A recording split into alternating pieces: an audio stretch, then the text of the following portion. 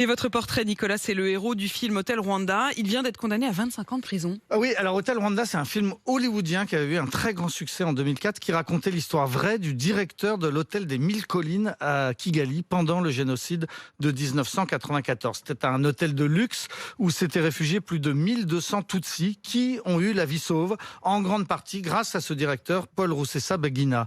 Un homme de 40 ans à l'époque, qui connaît beaucoup de monde, qui joue de sa proximité avec les génocidaires, qui offre à boire aux tueurs pour qu'ils épargnent son établissement, mais qui est aussi capable de déployer énormément d'énergie pour appeler personnellement la Maison-Blanche à Washington, le Quai d'Orsay à Paris ou bien les autorités belges. Certains lui reprochent de faire payer les réfugiés terrorisés qui se serrent à 10 par chambre. Il répond que c'est avec cet argent-là qu'il paye les assassins pour qu'ils n'assassinent pas. En tout cas, à la fin, les 1200 Tutsis des 1000 collines font partie des rares rescapés du génocide à Kigali. Et en 2004, le succès du film a fait de lui un héros internationalement reconnu, qui a été reçu par exemple par George Bush dans le bureau ovale de la Maison-Blanche. Et les choses se sont compliquées lorsqu'il s'est lancé en politique. Oui, parce que Paul Rusesabagina s'est réfugié ensuite en Belgique après la guerre. Il a obtenu la nationalité. Il est devenu chauffeur de taxi à Bruxelles et il n'est pas en phase avec le président rwandais, l'autoritaire Paul Kagame. Il participe à la création d'un mouvement politique, mouvement qui est doté d'une branche armée et qui va effectivement commettre des attentats.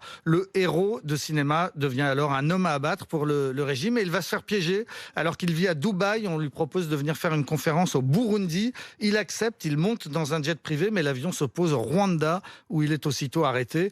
Les organisateurs de la soi-disant conférence avaient été payés pour le tromper. Le directeur d'hôtel a été aussitôt emprisonné. Il a dénoncé un enlèvement, puis l'organisation d'un procès politique. Il a refusé de participer aux audiences de son procès. Hier, le verdict est tombé.